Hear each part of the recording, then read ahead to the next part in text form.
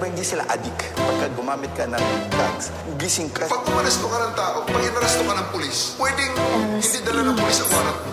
Exclusive. Pwede. Sasabihin lang ng pulis niya, uy, arestado ka, may warrant ka. Nasaan ang warrant? Doon sa istasyon, halika na. Yes or no? Do not ask me to answer yes or no. You are not an investigator.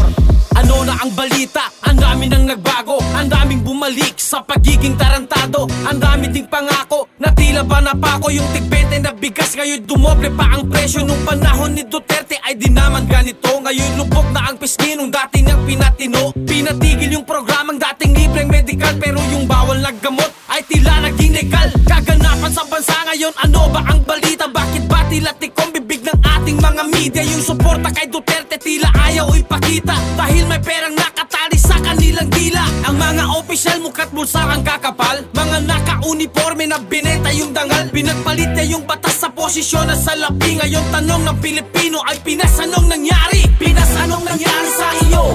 Bakit ba ngayon tila parang ang gulo?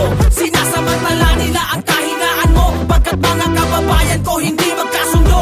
Pinas, Pinas, anong nangyari sa iyo? Bakit ba ngayon tila parang ang gulo? Sinasamantala nila ang kahinaan mo, pagkat mga kababayan ko hindi magkasundo. Biglang balik sa dati ang lahat, ano ba ang nangyari? Patunay na mas magaling na leader si Duterte. Dati kampante ka kahit gabi na sa kalsada. Ngayon kasi di lang pulis yung mga rumuronda, mga nakaupo parang mata ay nakapiring. Bingis ang nangyayari pero madalas may hearing. Mga profesional ngunit sumobra yung talino. Supalpal naman yung nakaharap na si Rodrigo. Di lahat ng bayaran ay binibenta katawan. Minsan nasa posisyon ng gobyerno yung ilan, at yung iba naman may hawak at dala na kamera, pero pinapakita lang ngayong pabor sa kanila. Asal ka pulo irang ko apyang inabanggulan. Yung dating may parisan gusto nang maging kawatan. Yung toring dapat na pananggap pa yung naging dahilan ng pagbagsak ng hari sa mahal niya na kaharian. Pinas, anong nangyari sa iyo? Bakit ba ngayon tila parang ang gulo? Sinasamantala nila ang kahinaan mo, pagkat mga kababayan ko hindi magkasundo. Pinas, Pinas, anong nangyari sa iyo? Bakit ba ngayon tila parang ang gulo?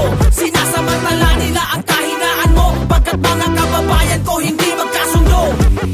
Ano mang gawin nyo, di na kami magpapaloko. Tama bunugo at labitin mga bangsamoro. Pilipino ngayon ay gising na sa katotohanan. Yakudan ba nabiyak ang mga bunugo untanan? Makapal na mukha man ang ginagamit pansalagbalat kayo.